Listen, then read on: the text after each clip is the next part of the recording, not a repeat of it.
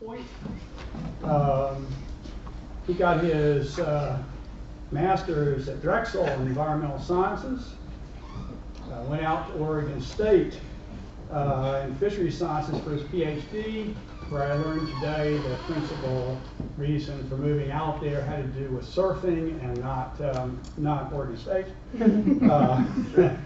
Then went to the University of Maine for a postdoc in estuarine oceanography, and I guess in the last year or so, 2 years, Year and a half, took a position as assistant professor at the University of Maryland Center for Environmental Sciences at Horn Point. Now, Matt has the honor of having walked into Roger Newell's position. Oh boy. For those, some of you may know, one of the preeminent invertebrate physiologists of the last 30 years. So Matt's the new Roger Newell. He hasn't bought the sailboat yet, though. The title of his talk is up there, all about oysters. Okay, well, thanks to you all for being here. It's been a pleasure to come down here and talk to some of you. I hope to talk to more of you later. So, yeah, the title of this talk is Lost and Found, Historic Role of Oysters and New Approaches to Leveraging Their Ecosystem Services. So this is a kind of a brand new lecture that I've assembled, and it really comes off of some recent research that I'm in the middle of conducting and some recent stuff I've published on, which I'll share with you today. Okay, so the first thing I want to do is orient you to Chesapeake Bay. So for this talk, I'll be talking about Chesapeake Bay and drawing lessons from lessons that I've learned outside of this system. But when I refer to Chesapeake Bay, I'll be primarily talking about the Maryland portion, which is approximately that part right there.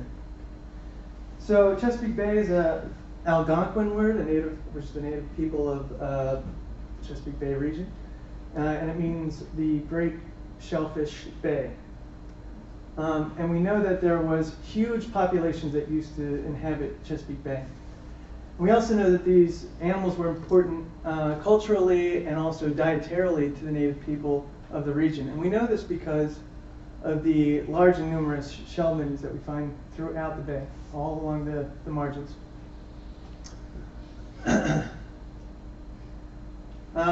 These populations were so big that when John Smith first arrived on the scene and colonists were showing up, that he noted that there were whole banks of oysters and that they represented a very serious navigational hazard. And this persisted well into the 19th century. So just some back of the envelope calculations that I've done from off of other work that actually Roger Newell's done, I estimated that this population is around 55 billion oysters in the bay. So we know that with 55 billion oysters, that's a lot of oysters, a lot of biomass, and these oysters are going to have a really meaningful impact on the ecosystem functions in the bay. So they provide numerous amounts of numerous services in the bay. Some of those services are as serving important prey items for a bunch of different other species. They form complex habitats, creating a lot of important nursery grounds for other species. They can be really important in stabilizing shorelines, and they are widely recognized as powerful biofilters of water. So it's these last two ecosystem services I'm going to kind of be referring to in this talk, and I'm going to be talking about how we might be able to leverage the ecosystem services of oysters, and specifically shoreline stabilization and water filtration. So let's just talk a little bit more about shoreline stabilization. So a good example of the usefulness of oyster reefs for stabilizing shorelines and dampening waves comes from a study by Brandon et al. And this was conducted in near the Tottenville section of Staten Island. You might wonder how I know where Tottenville is on this map. I went to Wagner College for my bachelor's degree, and so that's right there. So I'm fairly familiar with Staten Island. But what they did is when they looked back in the geological record, digging down, they found that there was tons of oyster shell at depth. And then as we approach the present, that oyster shell starts to disappear. And that disappearance really coincides well with the arrival of colonists in the New World. Similarly, this graph depicts overwash events. So when sediments are pushed up out of the bay and that goes onto the land, that's what we're looking at here. So what they see is that when there were lots of oysters in the bay, right off this margin, overwash events were very few and far between. And then as soon as those oysters were taken out, they start seeing lots of overwash events, and those are associated with large storms. Brandon et al. Went one step further by modeling these findings. So they took storm data and they found that wave heights were around 2 to 2.5 meters right in that section. But then when they modeled or simulated 3-foot reefs, those are pretty large reefs, but when they put those in, it dampens the waves significantly and reduces the wave height by about 1.5 meters. And they noted that the removal of these oyster beds increases wave energy offshore of our field sites between 30 and 200%. So another more common or recognized ecosystem service provided by oysters is their ability to turn over water and clear it of suspended particulate matter. So there's been a number of attempts to estimate the amount of time that it takes oysters to turn over the entire bay. Roger Newell very famously quoted or estimated that historically it took the entire population to turn over the bay in 3 days. Other people have followed behind this work and have said it might be a little longer at 9 days, 34 days. But generally, what all these studies conclude, they come to one similar conclusion, which is that time is much less than the residence time of the bay, which is somewhere in between 110 and 264 days. So they're having a very large impact on that water quality. But the present day population, it's a fraction of the biomass that was in there historically, and it takes a much longer time for that population to clear the water of particulate. So now we're going to follow the decline of oysters in the bay. This is not a fun story, but an important one. So early on, there was not a lot of demand for oysters in Chesapeake Bay. The economy in Maryland was a slave-based agricultural economy, and they were a huge producer of tobacco. So that was really what was driving the early colonial economy. Then after the dredge became popular in the late 1700s, early 1800s, you had a lot more dredging and a lot more landings of oysters.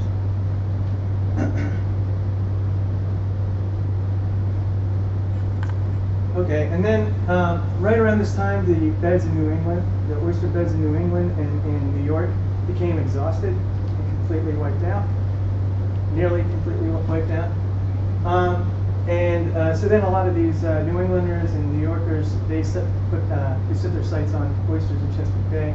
So then you had a lot of actual watermen going down there and starting to fish oysters out of the bay and bring them back up to New York for sale or sell in the market, or put them on trains and ship them out west.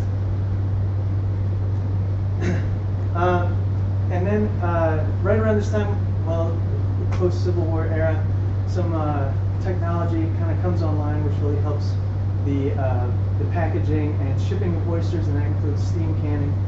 And then the expansion of railroads that were first in large cities, they started creeping into small towns. That meant we could get oysters on trains and out much faster. And then there was a lot of post-war labor and investment in the bay. So all these things really helped spur on essentially what was referred to as the oyster rush. We know about the gold rush, but at the same time, there's also an oyster rush going on in Chesapeake Bay. So then, this is where things get weird.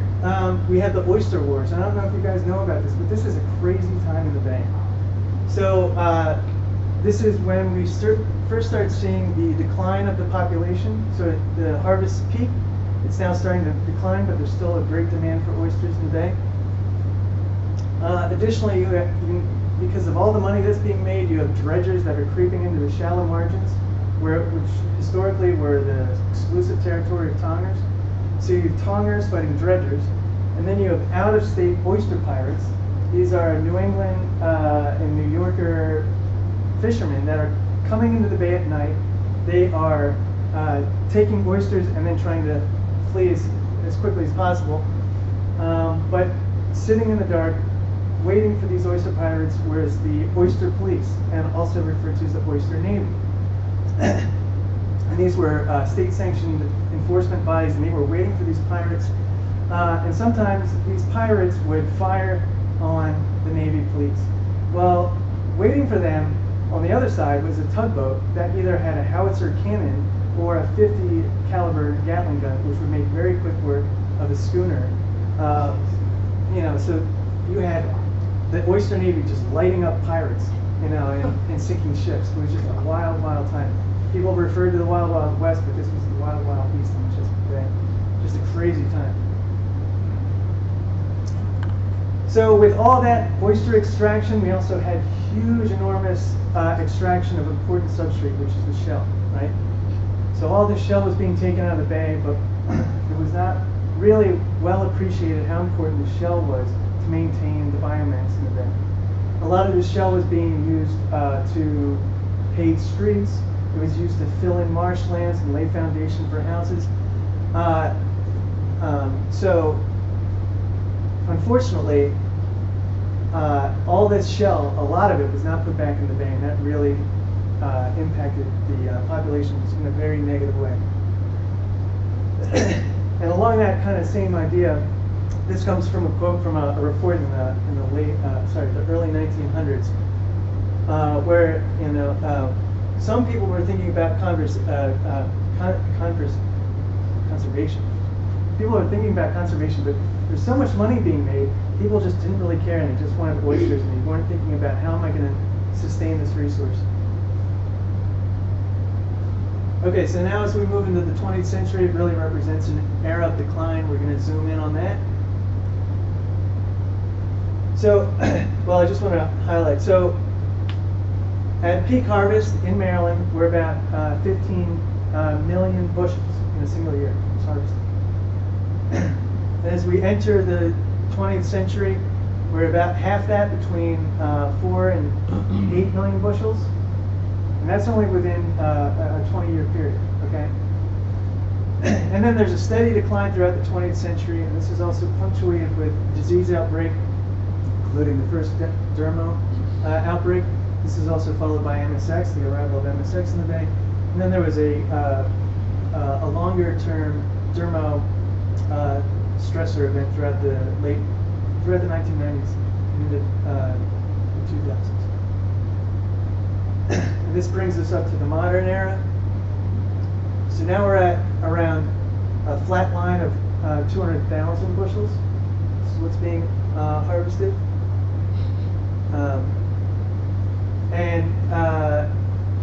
So it's been pretty static over the last number of years. If you talk to watermen, they'll tell you it's that shell substrate, the absence of shell available for them to deploy. That's what's keeping this population low. If you talk to ecologists, they'll often tell you that it's broodstock limited. The fact that we don't have large animals in the bay that can release a lot of eggs and larvae, essentially, that is what's keeping this population low. It's essentially we don't have critical mass. I think it's it's probably a combination of the both. I'm not exactly sure which one's driving it. Okay, so something important that I want to make you aware of is the recent Maryland oyster stock assessment. This is the first stock assessment that has ever been done in the state. It just came out in December. I'm not going to get into the too many details, but what it is a stock assessment, but it's broken up by these NOAA codes. So discrete regions were evaluated for how they were being managed or how much fishing pressure they were experiencing. The long story short is that when we look at these different NOAA codes, we find that 50% are harvested unsustainably. Additionally, the biomass, all the market-sized oysters in the bay is about, or a little bit less than, 300 million individuals. And by my calculations, and this is very rough, this is about equivalent to the total amount of oysters that were harvested in 1980 alone. So just to put this in perspective about where the population is now relative to what we used to harvest on a regular basis, we're at a very, very low point in terms of the number of oysters that are in the bay. And this is really disturbing from an ecological perspective because those valuable ecosystem services are really needed right now. We have lots of erosion along the bay. Sea level rise is at ground zero in Talbot and Dorchester County on the eastern shore of Maryland. They're experiencing amazing sea level rise effects. So there are some schools that when we have king tides, that they have to let school out early so that the kids can get on bus, get home before the flood of sea level, or sorry, of high tide comes in, and they can't get across, they can't get home. I mean, this is what we're dealing with over there. It's just extraordinary. Additionally, we have chronic eutrophication, which leads to hypoxia on an annual basis. So it's believed that if we can bring back these oysters, we can bring back their ecosystem services and really help improve the bay's environmental quality. So let's talk a little bit more about that. So I mentioned sea level rise. What we have here, so this is Talbot County and Dorchester County. And I just mentioned those a little bit ago, but it's projected that sea level rise in these counties is going to rise by 3.7 feet by 2100. This threatens a lot of coastal communities, and there's major towns here like Easton, where I live, is I think right there. It's right there, I think. Actually, no, it's right there, yeah. Not important. And then, yeah, so there's a lot of important communities and a lot of infrastructure that needs to be protected. Additionally, there's already a lot of coastal infrastructure that is trying to guard these coastal communities, but it threatens to be drowned and become ineffective by sea level rise. In particular, breakwaters. So those are the structures that are used to dampen waves before those waves make it to shore. So anyway, so the question that I'm asking is how can we use oysters and leverage oysters to improve some of that infrastructure? How can they be used to stabilize those shorelines? Again, this is just a summary of eutrophication in the system.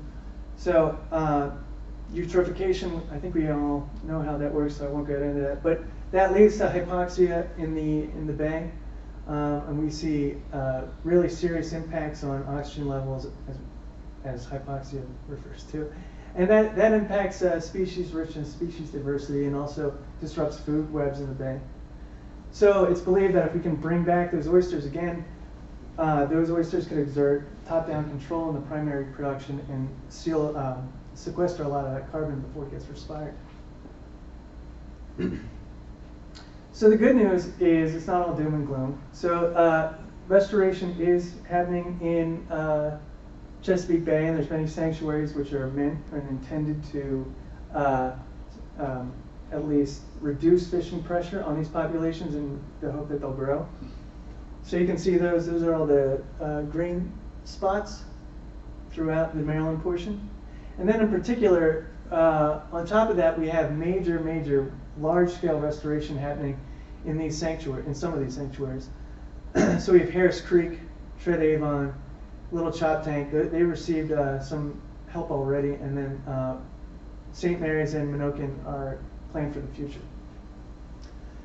So to give you a sense of what this restoration looks like, in Harris Creek alone, they've spent $28.3 million to restore 350 acres, planting $2.5 billion spat on shell. You can see what the approach is into restoring these areas.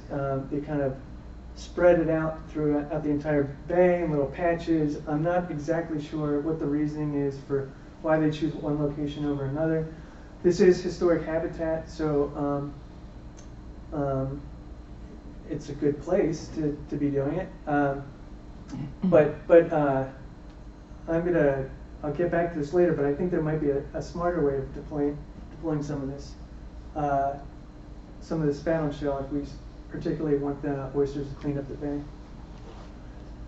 In other parts of the bay, Trinavon, they're seeing similar restoration efforts, at least in terms of money and the amount of animals that have been planted out. So this is really encouraging that some very serious effort is being made to restore oysters. So some of the ecological outcomes of this is we expect that through restoration, we hope to see that little reefs form at least, and that we get densities of 50 oysters per square meter. That's actually not that many oysters if we think about like a really robust, healthy, vibrant reef, but it's a good goal that we should be aiming for at least. I think it's a bit modest. Additionally, if we can bring back that population, or some of these populations, to 10% of their historic value, we estimate that we could have serious reductions in nitrogen loading in these systems, and we could also improve water quality. Additionally, it is hoped that by restoring these large beds that they could have a real serious effect on wave dampening and help restore or at least protect coastlines. But so the question I'm kind of getting at is, you know, can we do more? And is it good enough just to plant oysters randomly throughout this historic habitat? I want to note a study by Elizabeth North from 2010, and what she found is that the ecosystem services of oysters vary by place and time. So using that kind of that line of logic and thinking, it may be that we want to position oysters in certain places to maximize specific and targeted ecosystem services. And I think if we do that, we can leverage ecosystem services for greater ecosystem health. All right, so now I'm coming back to that shoreline stabilization infrastructure, in particular breakwaters. Something you should be aware of is that there's a ton of armoring throughout Chesapeake Bay. It's all over the place. 25% of the entire bay is hardened. And in some of these tributaries, more than 50% of these tributaries are armored. And the sad thing about it is that although these are holding back the waves and protecting the coastline, they actually represent really bad habitat in that intertidal zone. And additionally, this infrastructure is going to require updating. As sea level rise approaches and as the water depth increases, something is going to have to be done to update those breakwaters. Otherwise they're just going to be drowned and become ineffective. So my question is, why can't we use oysters and add them just on top and create hybrid infrastructure? This idea is also known as greening the gray. So can we take gray infrastructure and green it up by adding oysters? And I think the answer is yes, but I don't have any data yet. But I'll talk to you about the reasoning behind this. So oysters have a lot of attractive traits that would be useful for this hybrid technology. So one thing is that oysters create ecologically valuable habitat. That's well recognized. So already we're improving the habitat value of these breakwaters if we add them. Additionally, it's been found that oyster reefs can accrete at the same level as sea level rise. So as that water column increases, those reefs should be able to keep up and hopefully provide the same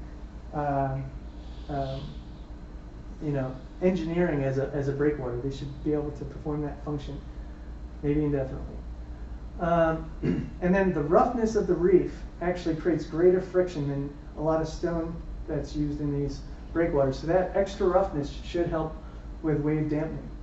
And additionally, these reefs can self-repair. So unlike concrete, once you pour it, it's done. The reef can respond to different environmental conditions, and if it gets damaged, it does have the ability to repair itself. So then the next question is, well, how do we retrofit infrastructure with oysters? Well, we wouldn't do it with loose shell. That would be a bad idea. And that's because waves would just scatter all that material. Shell bags have been used in the past. You can see how they've been used to make a breakwater right here. But is that the best option for for retrofitting existing infrastructure? I'm not sure. We're taking a very hard look at oyster castles, though, and these are interlocking three-dimensional, blocks that can be configured and oriented in a variety of different ways. You can see an example of that right there. So a little bit more about oyster castles. So they've been used for about a decade now, or maybe more, for shoreline stabilization. They can be configured in a number of different ways. So either continuously or in little discrete patches. And something I just want to draw your attention to is this is a 2-year-old oyster castle. So that is a very complex habitat that's formed in just a matter of years. But the next question is, so then how do we take this? How do we take oyster castles and put them on there? What length do we make them? How do we configure the blocks? What should be their orientation? So to answer these questions, we're creating a model that will help us figure out how to design oyster castles, how to deploy them, and where to deploy them. So I'm doing this with William Narden. He's at OMSEAS at one point. He's a geomorphologist, and he tells me that this is really exciting new stuff. Using Delft Swan, this hydrodynamic, morphodynamic, ecological module package to model the effect of a breakwater. Apparently this is really, really new stuff, and I'll try and explain it the best I can. But what we're going to see here is I'm going to run a simulation, and you're going to see the effect of waves that are going towards a shoreline over here. So waves are going to come in, and they're going to hit this breakwater. And we have two different profiles. We've got a profile without a breakwater in front of it, and we have another profile with the breakwater in front of it. So this is a simulation over 2 days. Okay. So not much is happening at first, and then you'll notice that it starts to fill, sediment starts to fill in. And as it fills in, it's actually filling in more behind the breakwater. The tide's coming in and out, moving that sediment around. And slowly filling in behind that breakwater. And so this simulation is just meant to demonstrate that A, we know that we can model this, and then 2, that the breakwater has an effect on the geomorphology.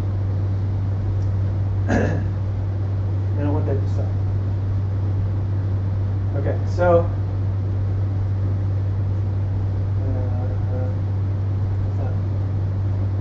all right, I think that's going to keep playing. Okay, I'm getting a little ahead of myself. All right. So anyway, another way of viewing this is kind of the output of this model simulation. So this is the shoreline. This is the breakwater.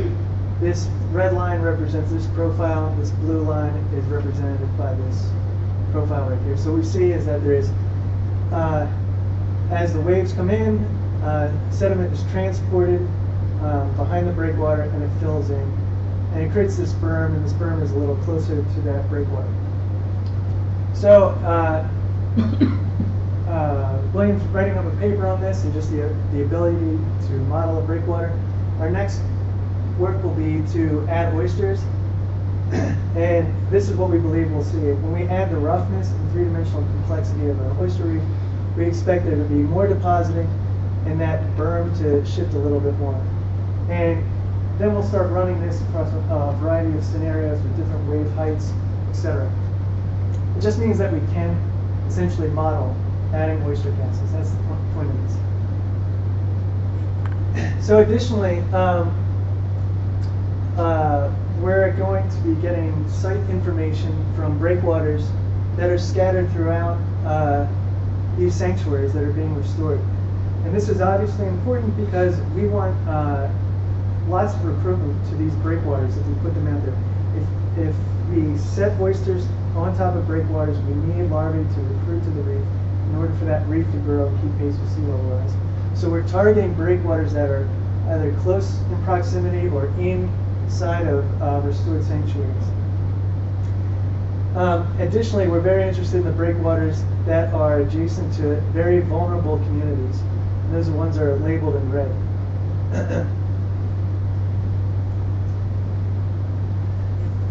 And then on top of that, we're going to validate these models with field studies at Horn Point. So fortunately and unfortunately, there is failing infrastructure at Horn Point. We've got some really dilapidated breakwaters, we've got an eroding coastline, and we've got some riprap, right?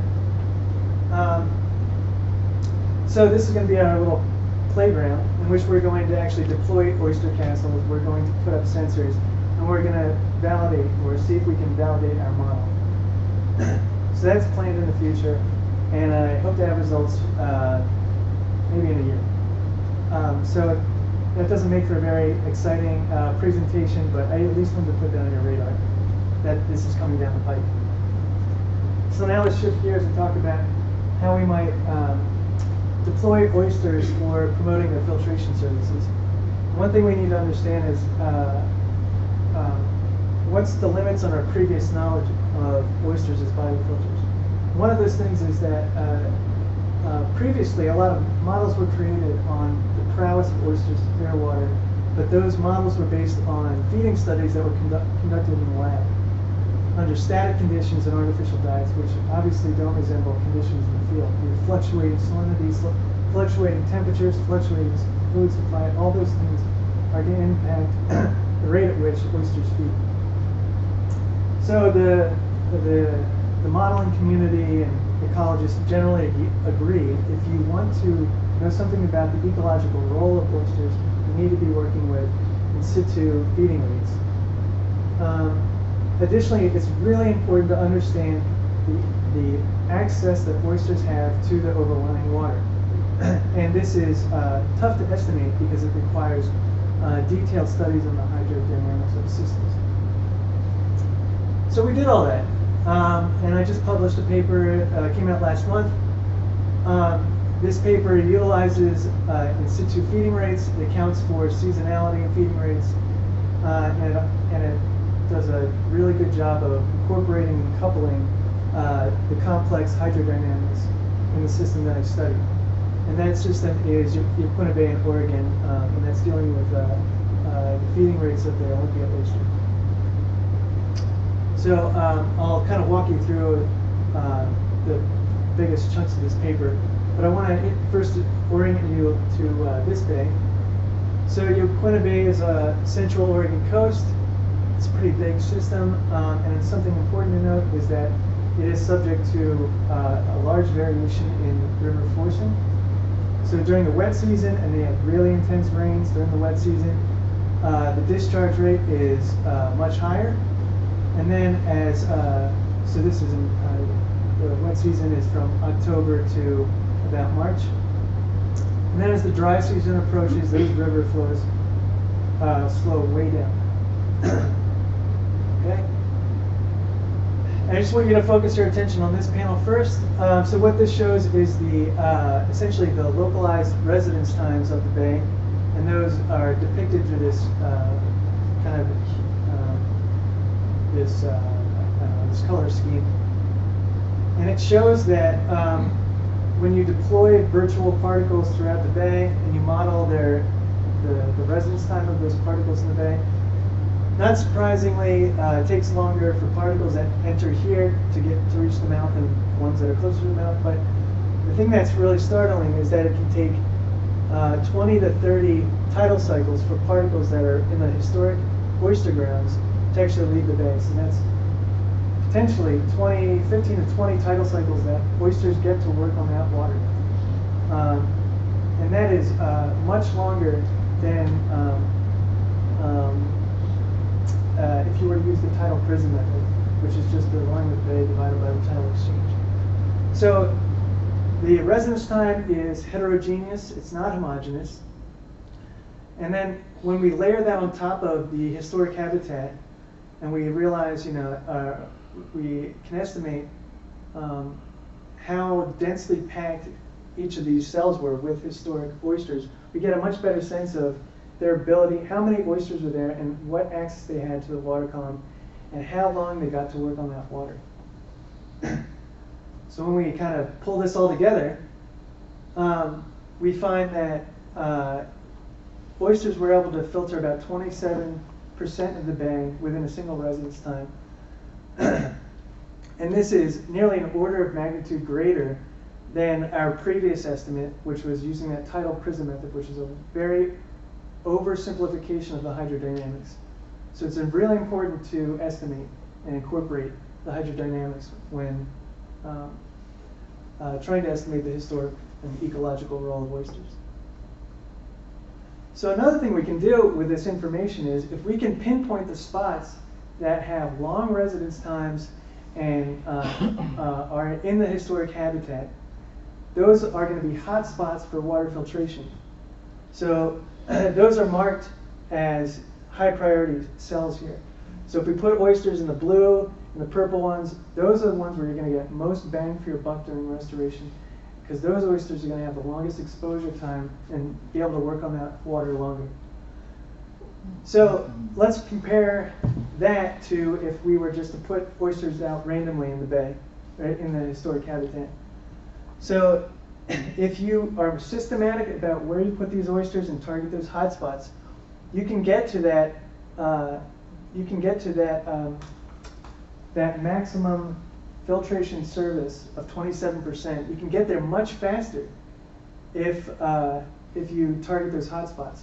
And maybe you can't fill every single one of those cells. Maybe you only have enough money to fill 10 cells. Well, you would want to target those high priority cells then. And so then maybe you're not going to get to all 27%, but maybe you can get to 20% just by deploying and filling 10 cells. That's a lot different than putting that shell out or spat or restoring cells randomly.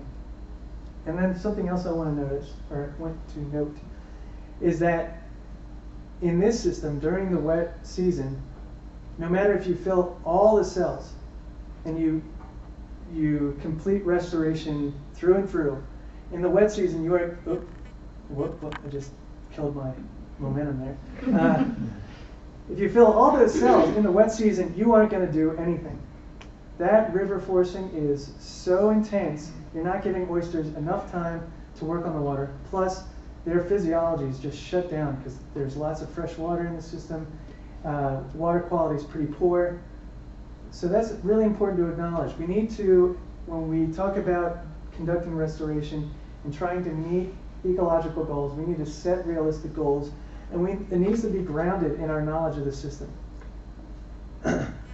So this is what has been done. There's no more restoration going on in Harris Creek. What's done is done. There's no more going in. But studies like this make me think, well, where are the hot spots? Where are the hot spots for filtration? Are we hitting those hot spots?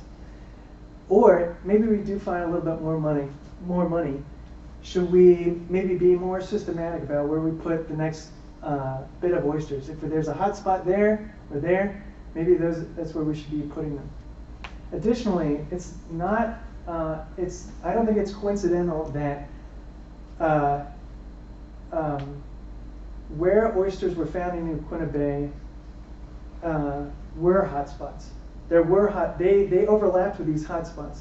So these oyster populations were historically in places with long residence time. And that may be important for larval retention. It may be important for reef accretion. There might be other extra benefits with targeting those hotspots in addition to water filtration. Okay, so that's mostly my talk, so I'm just going to conclude with some conclusions. All right, so I hope I've demonstrated that historic oyster populations had many valuable ecosystem services, but these services were lost when we lost these populations. And some ecosystem services are bound to return as we restore these populations in Chesapeake Bay. But what I'm trying to suggest is that with a little bit more planning, a little bit more care and study, we might be able to leverage restoration and promote some of these ecological services that we really need at this time. So that's it. This shoreline stabilization work is funded by Palmer Foundation and Dominion Energy, which is in Chesapeake Bay. And a lot of that filtration work studies, those were funded by USDA and the NERS, which is it's under NOAA. Anyway, that's it. So thank you. I'll take any questions if you want.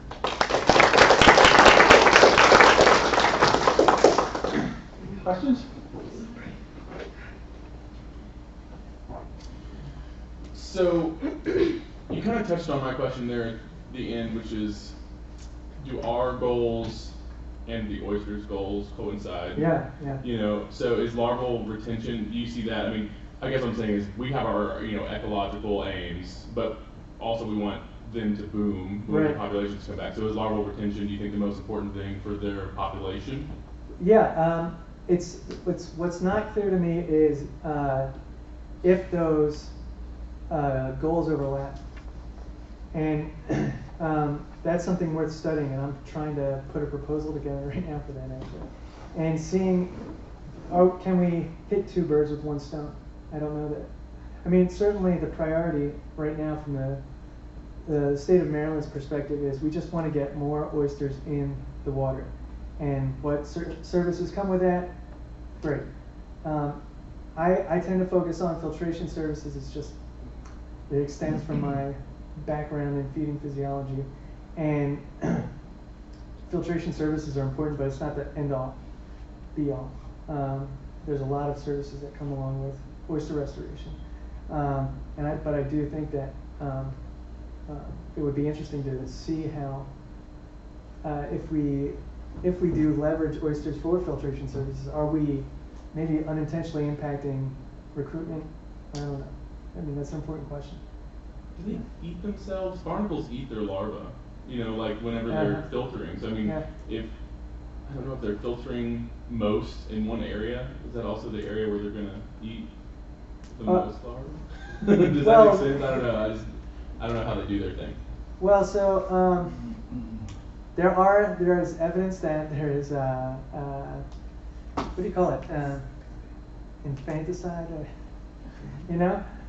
so there is evidence of that, but generally a lot of those larvae are up in the water column away from the reef. I don't think oysters necessarily represent a big threat to themselves. Yeah. How about three birds with one stone? Are you looking at disease associated with these different places? I'm not. No, I don't deal with disease. I acknowledge that it's important. Yeah. And not being a disease expert, it's not clear to me how to answer that question, or how we could set up restoration to affect that. Just monitor the different areas. Yeah. See how they overlap. Yeah. Yeah. I'm not. Yeah. That's a good point. I'm not really sure though. Why not? I mean, three birds and we could go for 4. With the disease thing you showed, like there are these major, almost like dermal plagues in the 1900s and then the early 2000s. Well, I guess there's no way to infer what happened before the 1900s with that, or was that? Do you think that was an outcome for disease and derma? Yeah. Do you think that was the whole derma plague thing was an outcome of the changes in the environment? Yeah. So these are one of these questions where I get nervous because Eric's in the room. He's a much bigger expert on anything I'm talking about than I am, probably. And from what I understand, Derma was not present in the 1800s. Wow. Correct me if I'm wrong. No, it's just one little piece of information not published yet, but Margie Friedrichs at VIMS has been able to model the bay for the 1900 to 1910 time frame. And we've run disease simulations during that period of time, and under the conditions that supposedly existed during that decade, there's no way that Derma could have been important. It's salinity and temperature, if I recall. Yeah, salinity and temperature, but it's there's some subtleties there, but the results are really pretty dramatic. Also the presence of Gibus. The Gibus isn't. Gibus isn't in the Derma. It's not in the bay. No, but all it took a long time ago was to bring in some of that stuff which created it like it did if you look at the western shores of Australia. Yeah. Yeah. I've got no comment on that. Yeah. Yeah. I have a question about the Maryland stock assessment. Yeah. The last time I checked, the Potomac River was part of Maryland. And it Oh was yeah, but it's included- split. It's split. I think right down the middle. Yeah. Right down the middle. No. Wow. Yeah. There's a special commission that runs the Potomac River. Yeah. Yes. So it's not Maryland and it's not Virginia. No, it's technically Maryland, as far as It's operated by a special commission. So what, do you have That was my question, why wasn't it included in the Maryland stock assessment? I don't. I'm not. Was it not? Okay. Yeah, it might be independent or independent. It's independently managed. I'm not sure Maryland DNR surveys at the time. They may do. not. They do. Really? Mhm. Well, that's a great question from Mike Wilberg, who did the stock Okay. assessment side. I did my dissertation on the Potomac. Oh, okay. Oh, so you're the expert. Yeah. What about I mean, do you have any insights into geomorphology of the systems and how, like, hotspots might be an interaction of geomorphology of the system and other factors? I'm gonna ask you to rephrase that. Geomorphology hotspots? Yeah, like the way that the system, the shoreline changes and the configuration, like fractal aspect, structural aspects of the shoreline or anything like that, that could help define the hotspots with hydrodynamics. No, I don't. But yeah, I mean, I think it would be interesting to figure out why hotspots are hotspots. Why? Yeah. What's in it? What's about the bathymetry that creates eddies? And I'm not an oceanographer as well. There's a lot of things I'm not, and it's not clear to me how those things necessarily set up. But I think it's an interesting question. But partly the reason I ask is if there's something systematic about it, you might not have to look willy-nilly at different places for hotspots. You could actually use that kind of information to maybe see patterns that you would then, have in terms of how to develop patchy hotspot. Yeah, or I agree with you. Maybe there's a coarse way to approximate where they should be. Save yourself a lot of time and energy. I don't know. You have to do a bunch of work to figure that out anyways. Yeah. Is there any oceanographers in the room? No? We have some in our sister department. No, okay. Just real quickly, I was thinking about when I was listening to her talk, I was thinking about some of Cynthia Jones's work on cyanid recruitment dynamics, and so in your neck of the woods, she's looked at I don't know if you'd call it an ecosystem service or maybe a stock service, like a stock recruitment service. Do you consider recruitment and egg production or larval production of oysters to be an ecosystem service that could be provided by oysters? And I don't generally view it. I view that as a necessity. But I wouldn't term that as a ecosystem service. I'm wondering, just because since oysters are very unique in their, the organism is the habitat. So Yeah. this sort of need for self-sustaining, I can see a counter argument to some of your focus on the ecosystem services sort of is downstream when they're putting the organisms on historic oysteries Yeah. because Yeah. presumably that's where you would get maximum growth, you would get maximum Yeah. fecundity. Yeah. Is that true, or is it just out of convenience? Yeah, so as I kind of alluded to, I'm not really exactly sure why they pick the discrete sections that they pick. My understanding is that they're targeting historic bars, and under the assumption that that was good habitat at some point. At one time, it should be. It's probably our best guess that that's still good. I don't know if that's true. Though these systems are so drastically different. Just wondering if there's some, really, I think this is your very interesting work is one side of the equation, and really you would need to find the intersect of the ecosystem service agree. and the ability for some population I totally agree. I think it would be totally counterproductive to go after these ecosystem services in the vacuum. if it doesn't also create a self-sustaining population. That's got to be paramount. So the poor Olympia oyster arguably is in worse shape than Mr. Oyster. Oh, yeah, for sure. What's going on with Olympic oyster restoration? It's very small scale efforts, usually run by NGOs and fueled through cocktail party fundraisers and stuff like that. It's not. There isn't a lot of money in it. A great organization that's doing a lot of great work is the Fusion Sound Restoration Fund. They're probably the only ones that's really doing serious work. Most estuaries out there, people seem to be pretty content with raising Pacific oysters, and if some natives are around, okay, great. So there's not the same determination, or maybe you could argue need for native oyster restoration on these coasts. Time for one more question, if there is one. Thanks a lot. Yeah.